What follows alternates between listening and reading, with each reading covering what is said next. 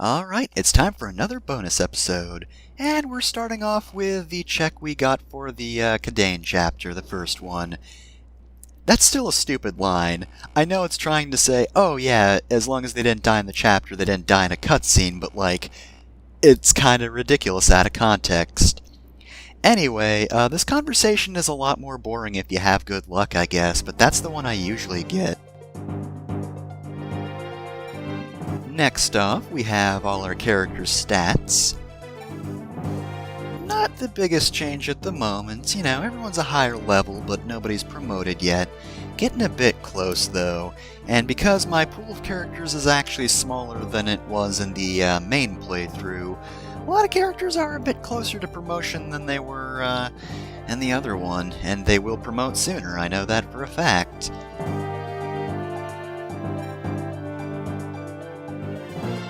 Bina could use some more training, but she hasn't been around for that long. You know, only 2 chapters, so it's understandable. Ah well, it's easier to train her by just having her dance, and dancing is extremely useful. And we actually have a new conversation now. It's the one with Norn. This one's kinda nice. Kinda wish there was more Norn overall. She's not really that present in either Shadow Dragon or this game. In part because, you know, people had to die for her to be available in Shadow Dragon, because that's how Shadow Dragon rolls, because it's bad.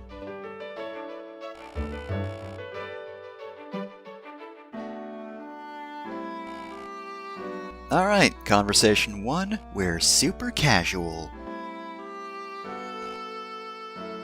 And that's just about it. Next off we have the magic check, which, you know, as a mage I would hope I'd do pretty well. Unfortunately, though, my magic wasn't that amazing, so we only get the neutral option. Not only do we have potential, but we've been flinging fire for a while. The best possible result for that check is just like, yeah, they don't just want you here to study, they'd probably ask you to fucking teach. You're that good at magicking. Oh yeah, Yumina. Well, she hasn't murdered us yet, which is a good sign, I suppose. I don't know, even when using her, I kinda keep forgetting she exists. She's an alright character, but she and her brother, despite being so important, being, like, actual royalty, I never really remember that they technically matter all that much after you save them. Again, even when actively using one of them.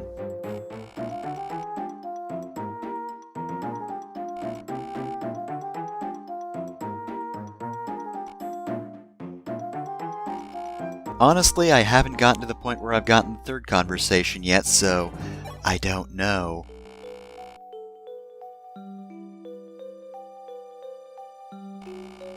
Paula, really? Cramping your style? You're gonna put it like that? Please, Paula, you're not that old. Oh, and I can talk about bonds because we're at the third conversation, and this is really nice. But also, I need to mention what bond you get from her, because I was too lazy to actually remember to do both screens for this recording. Well, I don't think I like Prince Marth that much, but yeah, I'm lazy and I don't feel like doing both screens for this, so it's just the top screen. This isn't even one of my favorite conversations also, I'd just like to point that out. I like the other ones with Paula a lot more.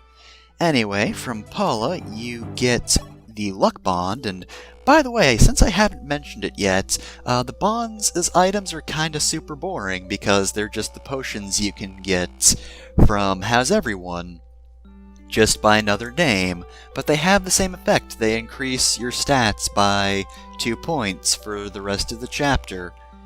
Otherwise, though, yeah, it's just the name that's different, and how you obtain them as well, but either way they do the same thing.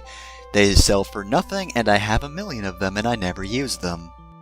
The bond you get from this conversation is the speed bond. So, raise your speed by 2 for a chapter, which, in fairness, my avatar could actually use. She was a bit on the slow side for the longest time, and it was, kind of a problem.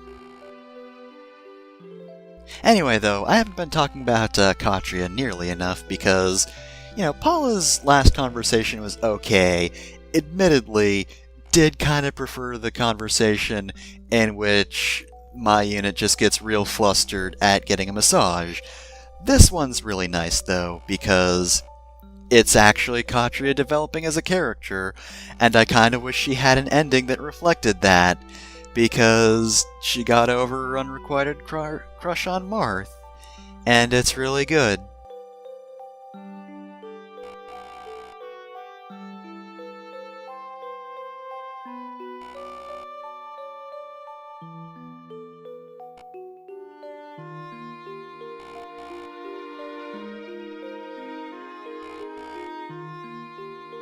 Okay, but this is really sweet. I mean, granted, you probably shouldn't be crushing on the Avatar because, they're not really good with emotions, but at the same time, it's not entirely about crushing on a different person, because she does seem to be getting over her feelings for Marth. She's fine. It's good.